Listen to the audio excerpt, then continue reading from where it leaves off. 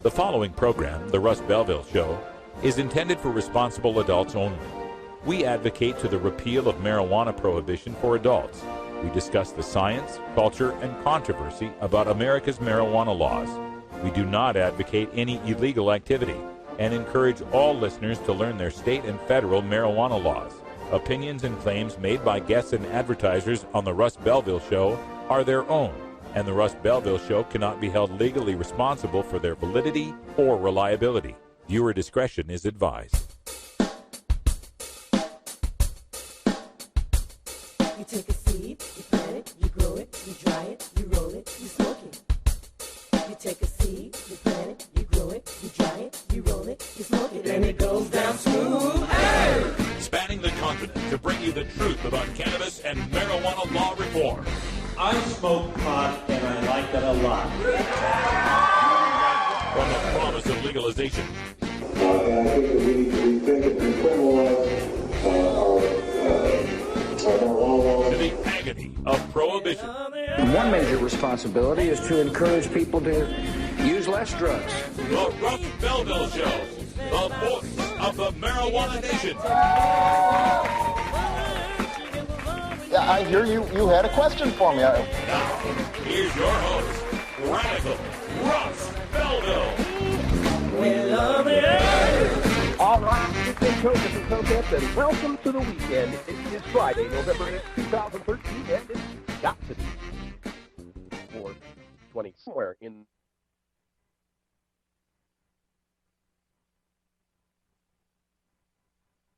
For being on the road in Boise, Idaho. I'm out here visiting my family in a climate that is far, far drier than I am used to. God, how did I ever live here?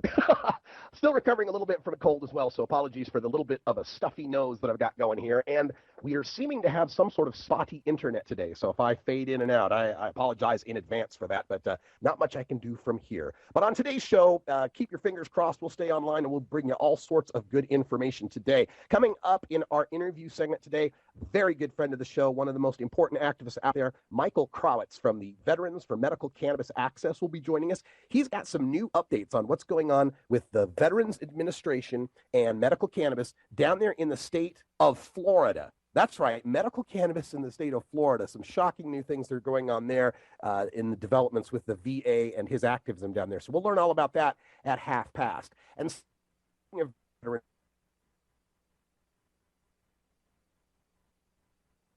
celebrate all federal holidays, so we will not have a live show on Monday. But today, in the Radical Rant, I'm going to take some time and take a look at veterans and medical cannabis access. What is the state of medical cannabis access for most veterans these days, specifically with respect to post-traumatic stress injury? That's right, injury, folks. I don't call it a disorder when your brain reacts to trauma like that. It's an injury. Also on today's show, it's Rockin' Friday, and I don't know if Herb Thrash will be calling in or not. Last I heard, he was getting a makeover from his little daughter, Clara. So he may be in the makeup chair still, but he's got a great song for us to celebrate the victory in Portland, Maine, where question 1 passed by a 2-1 margin, legalizing the possession, or at least ending criminal penalties for the possession of marijuana, 2.5 ounces or less in Portland, Maine. So we got a band called Whitcomb today, Portland, Maine, and that'll be our Rockin' Friday tune of the day. Oh, and behind the headlines, you know, the past 3 days, I've been ranting about these cases in New Mexico. We told you about the case of David Eckert in New Mexico, the case of Timothy Young in New Mexico, both who were stopped by cops, taken to hospitals, and subjected to multiple anal searches. Guess what, folks? There's a third case I've got to tell you about today. We'll be right back after these messages from our 420 friendly sponsors. Support these advertisers because their ad money goes straight to the Russ Belville Show.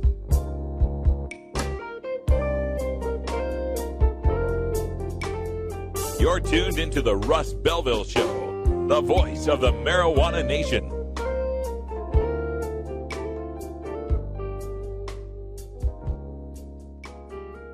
I'm Radical Russ Belville, and I want to thank you for listening to 420 Radio. We couldn't survive without you and our sponsors, and I'd like you to check out one of our prime sponsors, the National Cannabis Coalition. I've been working with NCC since June of 2012, and I'm proud to be part of the team they have assembled. National Cannabis Coalition is building the partnerships with reformers, lawmakers, and industry we need to be successful. Visit the National Cannabis Coalition website at nationalcannabiscoalition.com or the easier-to-remember ncc420.com. That's where you'll get the exclusive first look at my radical rants, as well as informative articles from the nation's top cannabis pundits. Visit ncc420.com today, and if you have your phone handy, text Russ to 420-420 to support NCC and 420 Radio. It's a free text message that helps us help you end adult marijuana prohibition. Learn more at ncc420.com, and thanks for supporting independent marijuana legalization public radio. The law offices of Omar Figueroa would like to remind you to stand up for your rights. Please do not give up your precious liberties. There's nothing wrong with standing up for our constitutional rights, and in fact, it's the only way to honor the Constitution that recognizes our natural rights. Treat law enforcement with respect and respect the Constitution by standing up for your rights. If you are detained or arrested, stand up for your rights by repeating, "I respectfully invoke all my legal and constitutional rights. I do not consent to any search and seizure. I want to remain silent, and I want to speak to my attorney, Omar Figueroa."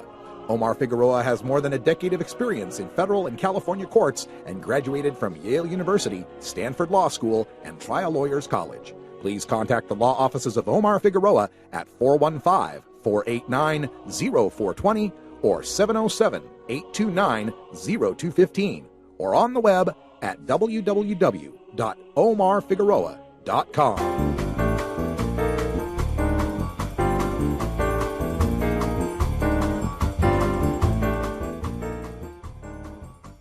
This is your 420 Radio News for Friday, November 8th, 2013. I'm Russ Belville. New Massachusetts ballot committee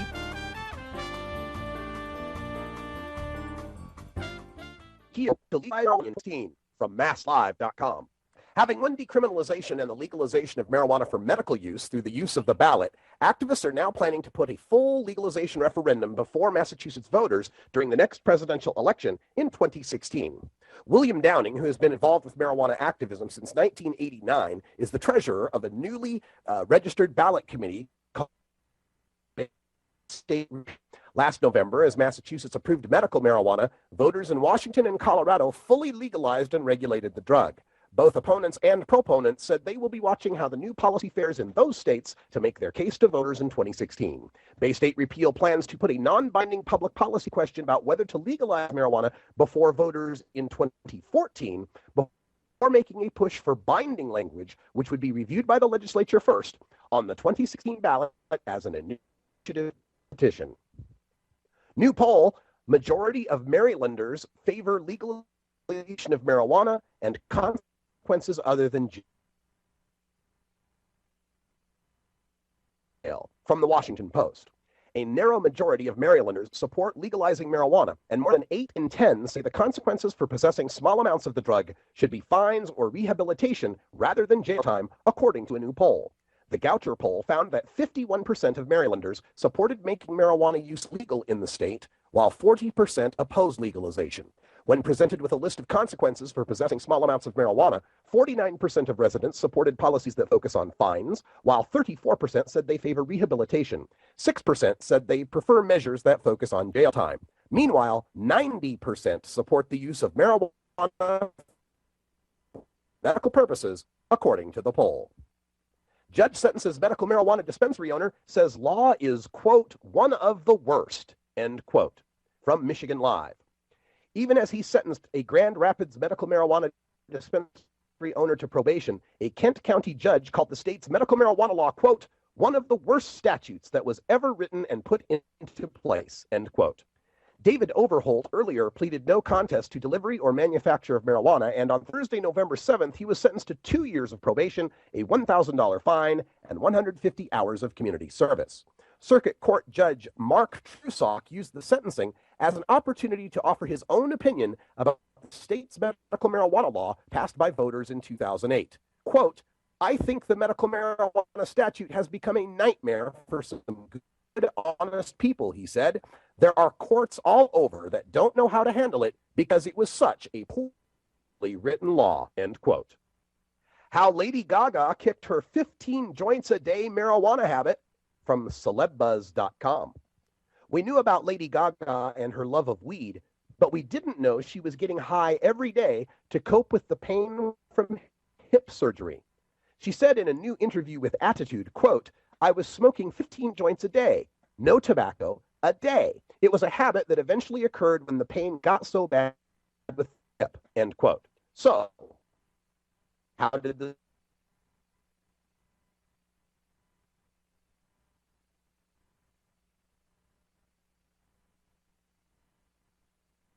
just yet? The singer added that she still indulges in her herb every once in a while. Quote, "Now I smoke with a little bit at night, just for fun, but not to cope. It's the difference," end quote. Durbin and Kirk differ about marijuana from the Chicago Tribune. Senators Dick Durbin and Mark Kirk staked out opposing positions on marijuana yesterday during a coffee with constituents on Capitol Hill. Durbin, a Democrat, said he supported the use of medical marijuana for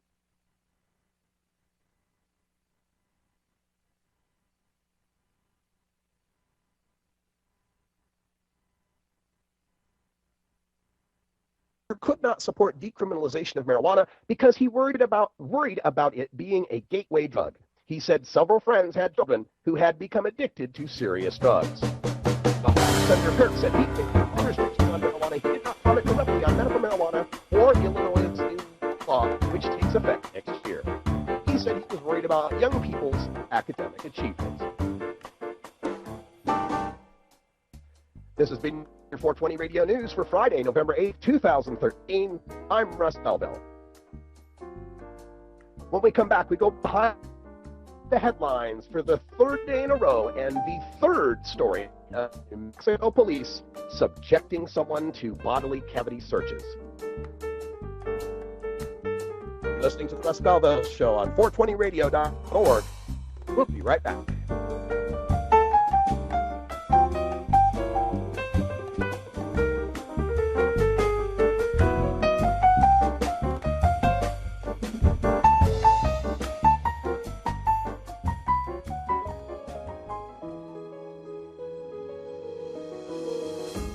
Cannabis Outreach Collective is an alternative health and wellness option located in Gladstone, Oregon, that serves patients in the Portland area and beyond.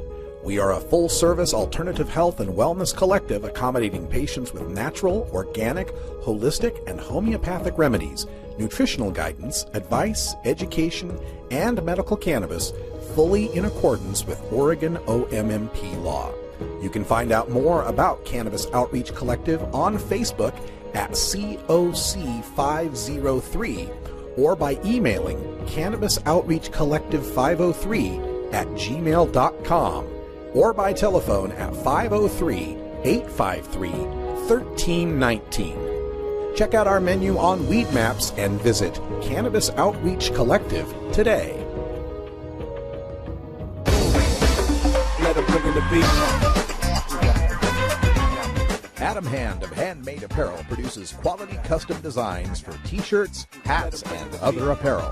Handmade Apparel is the official design shop for 420 Radio, The Russ Belville Show, Ganja John, and Cascadia Concentrates, among many clients who rely on Adam Hand for everything from short-run custom projects to full-run clothing lines. Adam's meticulous designs are individually crafted and screened in vibrant, high-definition color. Visit handmadeapparel.biz to browse the selection of handmade gear or to get a personal quote for your own designs. Handmade Apparel, a proud supporter of 420radio.org.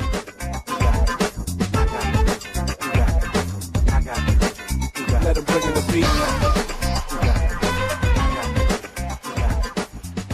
We've got a great late night lineup at 10 p.m. Pacific weekdays here at 420radio.org. But if you missed any of those shows, you can catch their replays early Saturday morning beginning at 6 a.m. with the Drug Truth Network. At 7 a.m., Cannabis Cure TV. At 8 a.m., Green Stream Podcast. And at 9 a.m., Hemp Beach TV. Right here on 420radio.org. Welcome back, everybody. 14 after the hour, and time for us to go behind the headlines. And as we reported yesterday and Wednesday, we told you of the shocking case in New Mexico that's gaining a lot of national attention. David Eckert, who was stopped by police for running a stop sign in a Walmart parking lot of all places, was suspected of possessing drugs by a Deming, New Mexico city police officer. Eckert consented to a search of his vehicle. Folks, don't ever do that. But he consented to a search of his vehicle, and a police dog named Leo alerted to the smell of narcotics at the driver's compartment. The canine's handler told the Deming officer that Eckert had a history of drug possession and smuggling by hiding narcotics in his rectum. Based on the drug dog alert, the canine handler's tip, and the officer's observation that Eckert appeared nervous and was clenching his buttocks, the officer sought and received a search warrant for Eckert's person. The ensuing ordeal for Eckert's consisted of a transfer to a hospital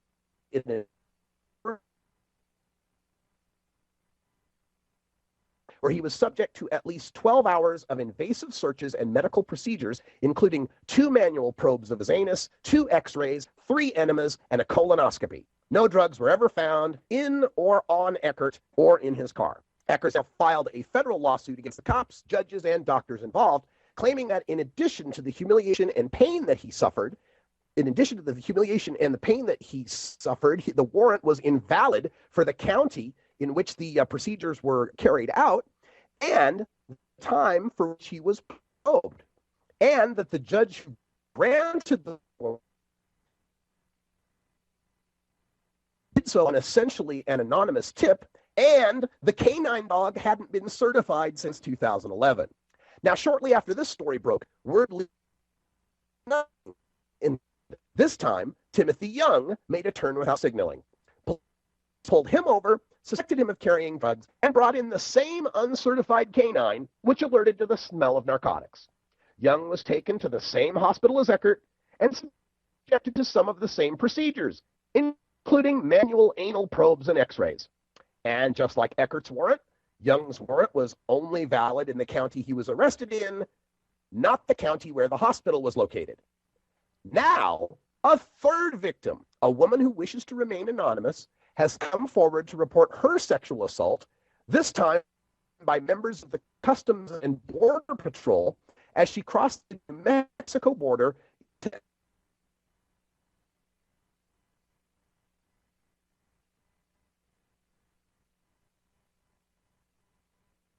and asked to spread her genitalia and cough. Female agents performed manual probes of anus and vagina. When no drugs were found, she was taken to the El Paso University Medical Center, and she was forced to defecate in front of medical staff. Then came the x-ray, another cavity search of vagina and anus, which in the hospital notes were bimanual. That means two-handed. And topped off with CAT scan. And still, no drugs were found. Now, the shocking part about these stories, and as shocking as they are, the terrifying part is that in all 3 cases, the cops just might get away with it. Despite the violation of the time and location requirements in Young cases, on the warrants that were issued, courts often give great latitude to police if their actions are determined to be in good faith. And in the woman's case, she's dealing with the federal Border Patrol officials who are given far greater latitude to conduct searches for drugs. And unfortunately, all of them, as the New York Times reported, the U.S. Supreme Court in April of 2012 decided with a 5-4 majority that, quote, officials may strip search people arrested for any offense, however minor, before admitting them to jails, even if the officials have no reason to suspect the presence of contraband. This decision affirmed the decisions of lower courts that held people may be strip searched after arrest for violating a leash law, driving without a license, failing to pay child support, driving with a noisy muffler, failing to use a turn signal.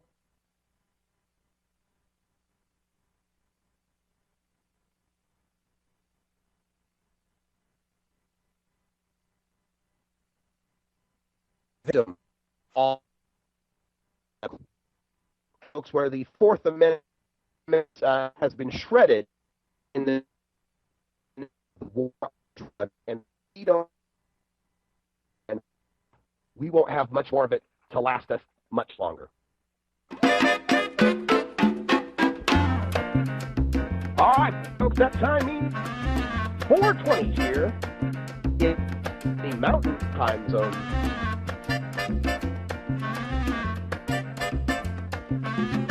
Oh, have you ever met that funny reefer man? A reefer man. Have you ever met that funny reefer man? A reefer man. If he said he swam to China, he would sell you South Carolina. Then you know you're talking to that reefer man.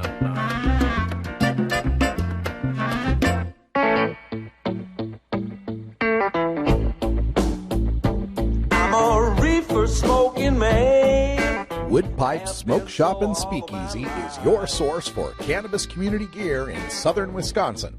Owners Brian and Tammy Wood are located in Kendall, just outside of Madison, and they've got everything for the smoking enthusiast, including a full assortment of pipes, water pipes, hookahs, bubblers, one-hitters, and so much more. They're open noon to 8 p.m. Monday through Saturday and can help you with your detoxification therapies as well. Call 608-466-7473 or email woodpipes@yahoo.com for more information. That's 608-466-7473 or email woodpipes@yahoo.com. And as always, go pack go.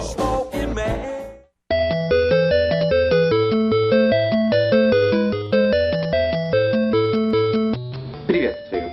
Меня зовут Дани Данько. Я редактор журнала High Times. Отвечаю за отдел культивации, или, проще говоря, выращивания. Приглашаем вас в Амстердам с 24 по 28 ноября, чтобы посетить ежегодный турнир Cannabis Cup, уже 26-й по счету. Там мы сравним множество видов марихуаны и гашиша из смежных кофешопов. Еще у нас там выставка товаров, семинары по выращиванию, ночные концерты и вручение премии за лучший в мире сорт марихуаны. Хотите получить 10% скидку со стоимости билета? Используйте промокод DANKO на сайте cannabiscup.com. Ждем вас!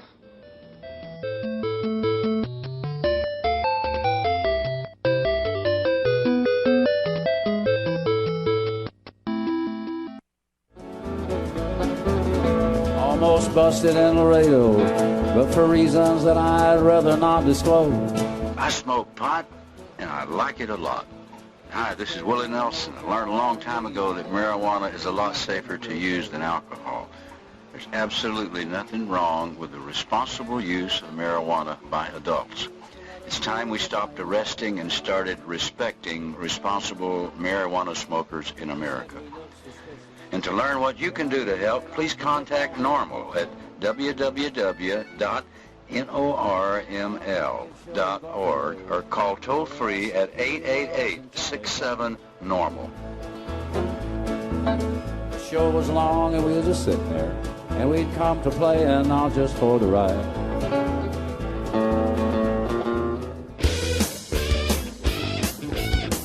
Everyone knows music and marijuana go together, so let's wind up our 20 after break with the Russ Belville Show's Daily Toker Tunes, the best in pod-safe 420 music from around the web. Today is Rockin' Friday, featuring rock, metal, and the hard edge of alternative country. You can get downloads and more information about all our Daily Toker Tunes by visiting music.radicalruss.com. Now, sit back and enjoy your Daily Toker Tunes.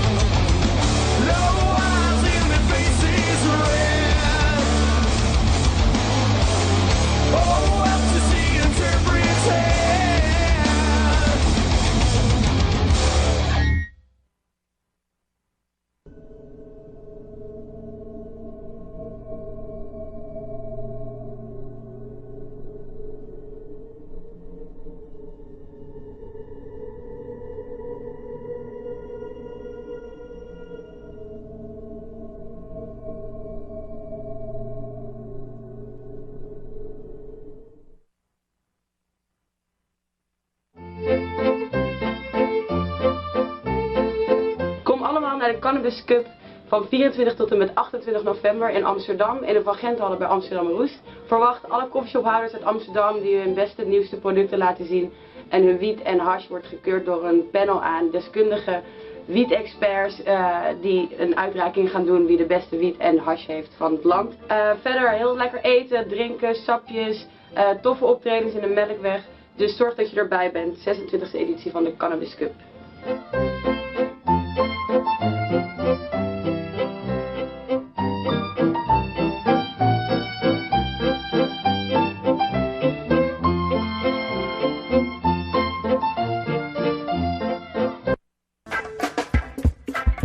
I'm Subcool from Team Green Avenger. At TGAgenetics.com, we are working on the leading edge of medical strains. Our strains are rigorously tested for THC, CBD, THCV, and other critical cannabinoids. Know your grow. Check out our genetic diversity at TGAgenetics.com, the home of Jelly Bean, Jack the Ripper, Vortex, and other award-winning cannabis strains.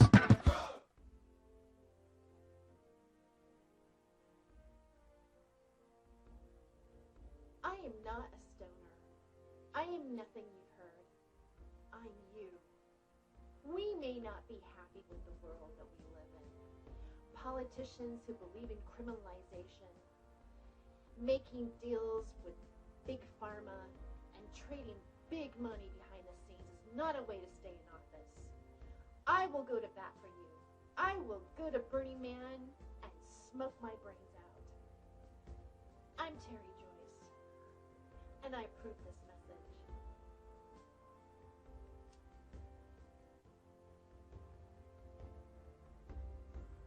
I'm you.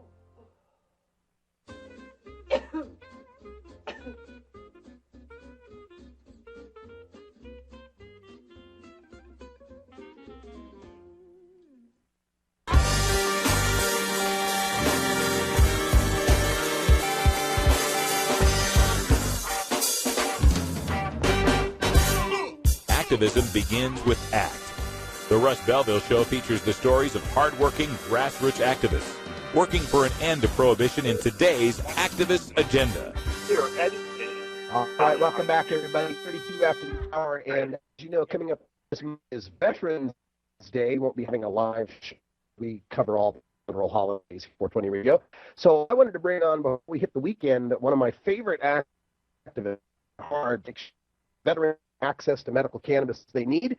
He's from Vets for Medical Cannabis Access. It's Michael Krowitz. How you doing, Michael? I'm doing fine, Russ. It sounds like we might have a little delay, so we'll take it slow. Okay, well, slow. After this, I'll tell folks a little bit of where we've been trying to get cannabis veterans. I was curious latest on this issue, and I understand you're down in Florida with some pretty amazing. I'm so sorry. I was just wondering about Florida. If you could tell me Florida. So we're in Florida.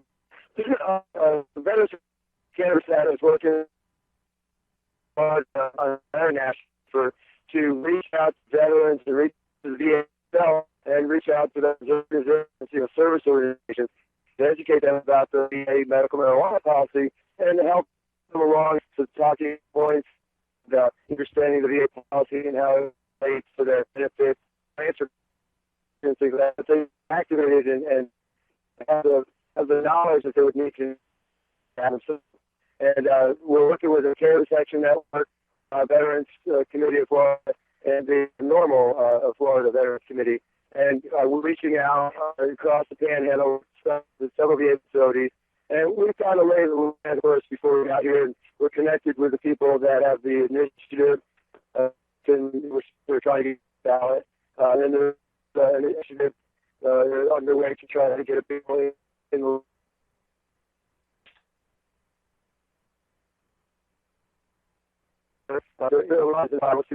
we're very, very excited about the relationship that we've been able to start with the VA system. So it might be kind of tough if they're not medical marijuana. I think they tend to be a little more concerned. Some of these issues What's the in Florida from the VA?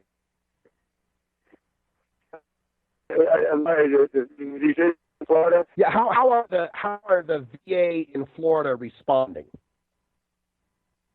Oh, it's amazing, absolutely amazing. You know, my theory has always been that if we look at the VA, then try to put them a spot, that if we have a lot of information that they don't have access to because the DEA is over their shoulder and they're just not able to to move freely.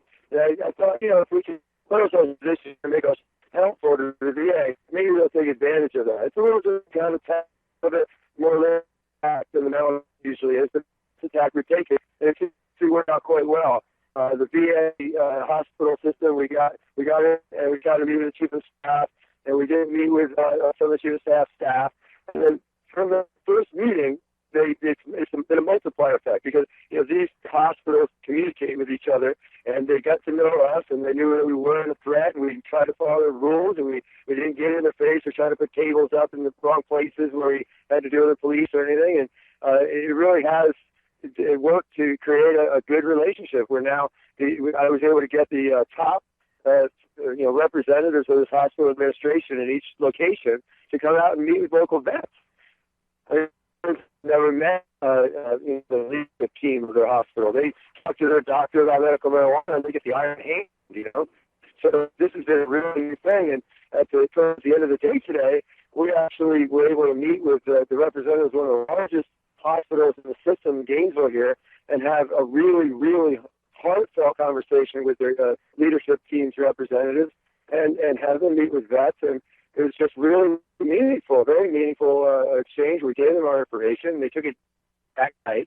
You just don't want it on your website. Your website isn't inside the VA hospital. Our flyers are now because we handed them to them in a friendly way. That's excellent news, Michael. We're speaking with Michael Kravitz, a veteran for medical cannabis. Can you give the web? Yes, sir. For medical cannabis. Just medical cannabis and Facebook, and it's actually easier to go through Google to get to the Facebook page for some reason. But anyway, and we have a great presence on Facebook. We put out a lot of information about the day-to-day. I've written very, very hard writing kind of reports on this, and I'm told from the very first that we met with the very first VA or staff of the other VAs were reading our report and following what we were saying. And they just we wrote. I'm writing a new tonight actually for yesterday today, which is going to be a doozy. It's what happened. So I would check out Facebook. If you know any veterans denied treatment, they have to say has medical marijuana or not, and it's an hassle for whatever reason. You can't get their medical amended. But Michael, what are some of the issues that now, even in the marijuana states, I mean, still a lot left to be done to access, right? If I think what you're saying is a issue, but we have a situation in the where every situation affects every vet, and that's the problem. And that is the veterans. We like to be a country because it says you won't be punished using medical marijuana. Okay, and that's what it was a very needed clarification for bloody tree. So in a lot of, but the problem is also they said they aren't allowed to recommend cannabis. But if they're not allowed to recommend cannabis, that means you go in a VA hospital, anywhere in the country, legal or not, the doctor can't tell you anything about cannabis. If he says anything that might be positive or construed as positive, that could be seen as a recommendation. They can't do it. So they're really prohibited very strongly from talking about it at all. Veteran, all across the United States, is being done information and doctor. And that's not right. It's wrong. It's upset. Although the pretty states that aren't legal medical marijuana, their doctors punish them with impunity and have to go case by case and fight every case to protect them. There's no legitimate reason to take away someone's treat medicine that's that's ethical. So we can fight it, but they think they can do it, and they do it. And, 20 plus 1, we're 20 states plus the District of Columbia, where the veterans now have a shield. That doesn't show in the other states. We have to basically go back to Excalibur again. Mm-hmm. Even in the 20 current medical marijuana states, not all of them recognize post-traumatic stress. What is the latest on getting that recognized in those states? Well, that's another interesting about it. We have more of medical conditions, medical conditions, and we're working on those are represented in the states. We're adding we got that passed, and now in Oregon, as of October, to get a recommendation, and as of January, card, with their medical condition. Interestingly, we're right at the same spot we were when we were going to the legislature for the very first time in Oregon. That's where we are in Colorado right now in the fight. This fight is kind of rolling from state to state, and we'll do what we can to make sure that all the different states have the different qualifications that the veterans. And we'll just keep working until we get there. But also it's legalization. Legalization is not a benefit. I mean, we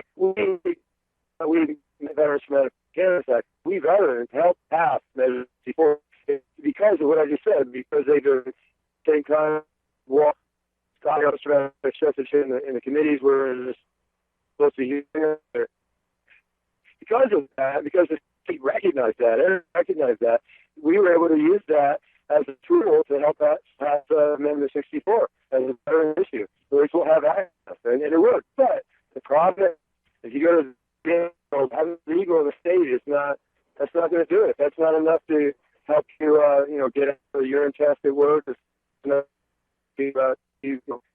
really actively follow the policy. So, legalization is a stopgap measure to our stopgap. Mm-hmm. Well, Michael Kravitz from Veterans for Access, focus on the show. Solemn day, and thanks for being on the show. I'm sorry about the bad connection. No problem. It's a nice to get you, and I love you, Sam. I love you guys. And anytime, so much. Michael Kravitz, Medical Cannabis Access, and I encourage everyone here to do right by our vets and visit their site today so that you can make a donation or help them in some way. We've got so much more that we have to do to get the veterans the access they need. And this Veterans Day, we should all be thinking of that. There's somebody close to you that could really use this help. When we come back from our break, we're going to take some time to talk a little bit more about these veterans issues as we approach Veterans Day. And once again, remind you that on Monday we won't have any shows, won't have our live show for Veterans Day because we take our federal holidays off. But starting next week on Tuesday through Friday, we are bringing you a special, a whole week look at another issue that's important to us here at the cannabis community, and that is the rights of parents and medical cannabis. That is, if you're a parent that uses medical marijuana, what are your rights, and specifically how Child Protective Services has been used lately to attack medical cannabis rights and medical cannabis using patients in the medical marijuana states. So we've got all sorts of great guests, including Diane Goldstein from LEAP, Sarah Frank from Moms for Marijuana, Sarah Arnold from the Family Law and Cannabis Coalition. Let's see. So trying to remember everybody. Diane Fornbacher from Ladybud will be joining us. Charmy Golson from Michigan Moms United. Lindsay Reinhardt, my friend from Idaho here, who was forced out of the state for her advocacy of medical marijuana, and so much more. All next week, 2 guests per show. We're going to be talking about CPS and its effect on medical marijuana and families. All right, you're listening to the Russ Belville Show here on 420radio.org. We're coming to you live from Boise, Idaho here while I'm out on the road. We're going to take a short little break, and when we come back, we will have more for you here on 420 Radio. Stick around.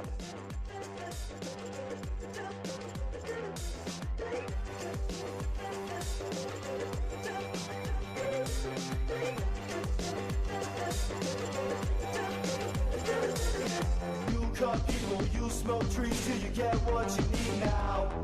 Designer drugs and bitches smoke to get through the day. You always get me so high. We'll be right back after these messages from our 420 friendly sponsors.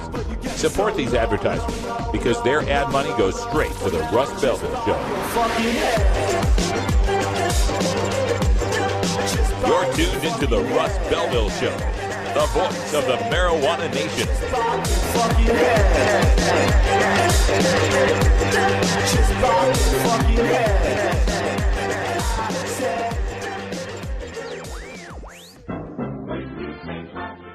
Marijuana and alcohol are the two most popular recreational drugs in America. Marijuana smoking is non-toxic, relatively safe, and has a low risk of dependence. Alcohol drinking is potentially fatal, dangerous to society, and is quite addictive.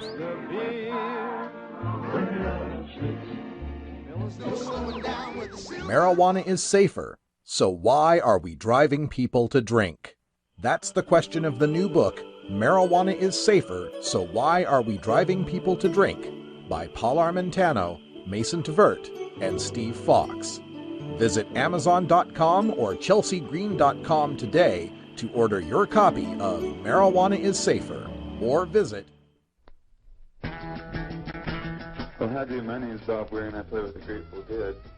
And I'd just like to say that I've seen too many people just absolutely wasted by heroin. So if you're thinking about ever doing that, I'd have to caution you not to. I've seen too many people, like up-and-coming young musicians, that get into heroin and they don't up and come anymore. Just keep chugging on.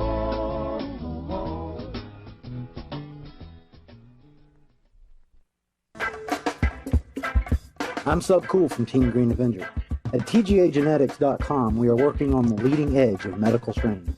Our strains are rigorously tested for THC, CBD, THCV, and other critical cannabinoids. Know your grow. Check out our genetic diversity at TGAgenetics.com, the home of Jelly Bean, Jack the Ripper, Vortex, and other award-winning cannabis strains. You want answers? I'm as mad as hell, and I'm not going to take this anymore! You want answers? You have offended my family. I think I'm entitled. You want answers? I want the truth! And you have offended a Shaolin temple. You can't handle the truth! Surely you can't be serious. I am serious. And don't call me Shirley. Radical rant. Despite improvements, veterans still need more medical marijuana access. I want to dedicate this rant to the veterans out there. Veterans of the Vietnam War were some of the first to report that smoking marijuana helped them cope with the horrors of war. Their return to the States was marred by the politics and drug war hysteria of the 1970s, and marijuana became identified not as a medicine for traumatized soldiers, but the intoxicant of the rebellious, long-haired, anti-American youth. However, some veterans became activists and fought through the Just Say No 1980s and the I Didn't Inhale 1990s to bring awareness of cannabis for victims of trauma. One such veteran is Michael Krawitz, who served in the Air Force in the early 1980s. He was injured in the line of duty and required 13 surgeries to recover. At first, he worked on medical marijuana issues in his native Virginia, but soon his activism took him all the way to the United Nations, where in 1998 he testified for access to medical cannabis. In 1999, he testified to the National Academy of Sciences Institute of Medicine, which produced a report on marijuana that, among other findings, recommended further investigation into medical cannabis applications. As Krawitz continued his activism into the 2000s, more states were passing medical marijuana laws, but only one, New Mexico, was including post-traumatic stress as a qualifying condition. Many vets, however, were able to qualify for medical marijuana due to other conditions, such as chronic pain. Those vets also reported incredible success with cannabis for managing the post-traumatic stress. That benefit of medical cannabis may be more than just a treatment. It may be a cure for post-traumatic stress. An associate professor of psychiatry at Yale University, R. Andrew Sewell, believes that the use of cannabis can help the brain form new patterns of thinking to replace old terrifying patterns suffered by victims of trauma. He explains that the best treatment for post-traumatic stress is exposure therapy, where victims recount their traumatic episodes verbally and in writing over a 12-week course until the memories are no longer overwhelming. But for some, the memories are too strong. Sewell thinks this may hinge on defects in trauma sufferers' CB1 cannabinoid receptor, and studies on mice and apes have shown stimulating the CB1 receptor with the THC from cannabis helps them recover from trauma. Thus, adding a medical cannabis treatment to the exposure therapy improves the success of that therapy. Sewell said, quote, "It's not like they'd have to keep taking cannabis the rest of their life. We're talking about a cure," end quote. While veterans using marijuana in most states are criminals under state law, these few states with medical marijuana laws protected veterans for their use. Unfortunately for them, the federal government still considered them criminals if they used cannabis. Most veterans require medical care from the Veterans Administration or VA hospitals. In certain cases where a veteran requires opioid painkillers like OxyContin or Percocet, the VA requires the vet to sign a pain contract. There is a problem with the diversion of narcotic prescriptions to the black market, and these pain contracts require vets to submit urine screens to verify that they have been taking their meds, among other requirements. But since the VA is a federal agency, cannabis is not a medicine to them, and when they were finding cannabis in the urine screens, they would consider that a pain contract violation and deny the veteran their painkillers. Essentially, vets were given a choice: painkillers or pot. That didn't sit well with Krawitz and the veteran community. A veteran should not have to choose between the best drugs for his pain and the best drug for his post-traumatic stress. Krawitz began lobbying the Veterans Administration to ease the pain contract rules, at least for the veterans in the states that had legalized medical cannabis access. During his fight, Krawitz found other veterans and allies in the medical cannabis community and formed Veterans for Medical Cannabis Access in 2007. Together, they continued to work with administrators at the VA until finally, on January 31st, 2011, the VA issued Directive 2011-004 entitled Access to Clinical Programs for Veterans Participating in State-Approved Marijuana Programs, which proclaimed the following. Veterans Health Administration policy does not administratively prohibit veterans who participate in state marijuana programs from also participating in VHA substance abuse programs, pain control programs, or other clinical programs where the use of marijuana may be considered inconsistent with treatment goals. While patients participating in state marijuana programs must not be denied VHA services, the decisions to modify treatment plans in those situations need to be made by individual providers in partnership with their patients. Or in other words, as the New York Times reported, quote, doctors may still modify a veteran's treatment plan if the veteran is using marijuana, or decide not to prescribe pain medicine altogether if there's a risk of a drug interaction, but that decision will be made on a case-by-case basis, not as a blanket policy, end quote.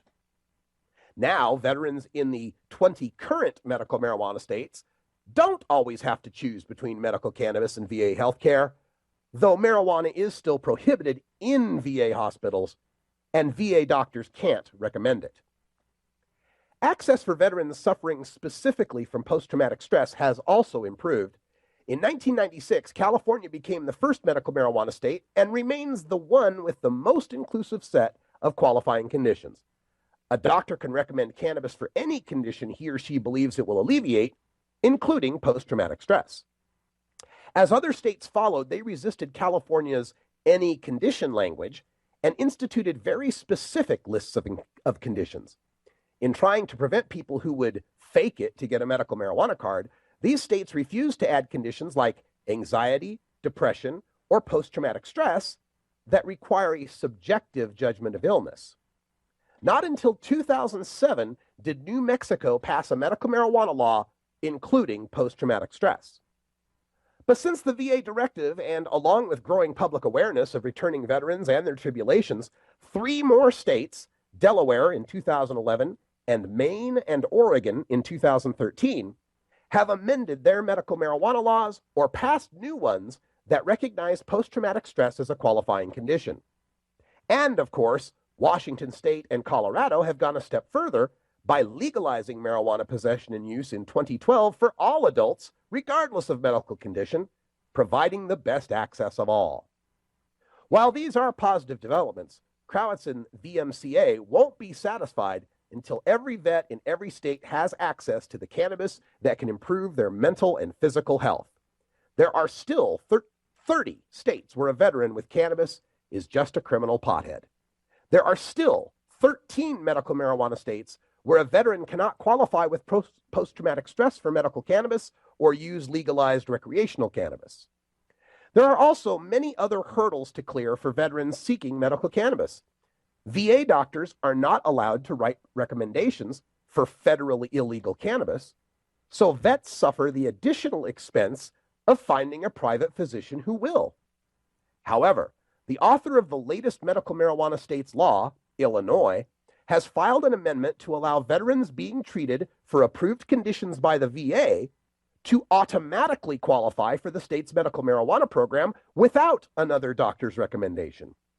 The bill has made it out of committee and awaits a hearing by the full Illinois House of Representatives, approval by the Senate, and a signature by the governor. Even if a veteran has been able to jump through all the required hoops, they still face discrimination in employment, education, child custody, even organ transplantation. Most medical marijuana states still allow employers to drug test and fire or not hire veterans who fail for marijuana metabolites, even if they're medical marijuana patients.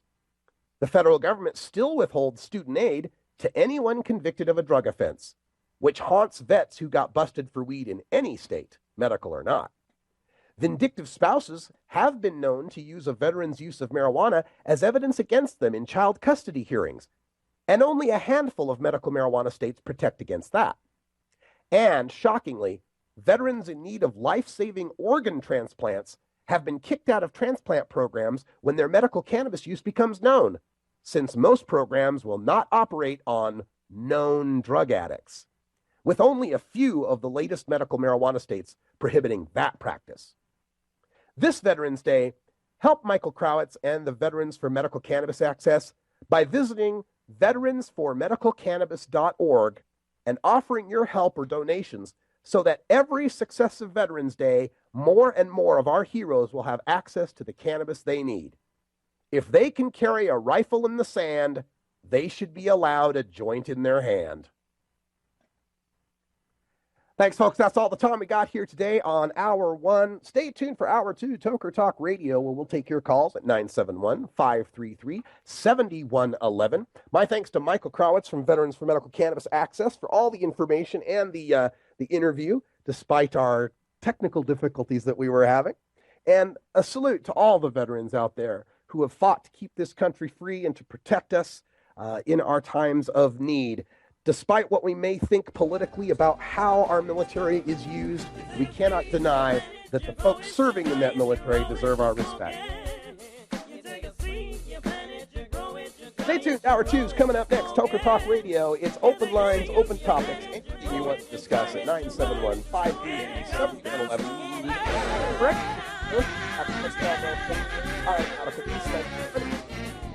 Next time, take care of each other, Tokers. We love the earth. So you gotta protect it. The Mother Earth, you got to respect it. All papers rewrite. So you know we'll finally be on about the plans the mother has grown. This time around, you know if you haven't heard, we love the earth.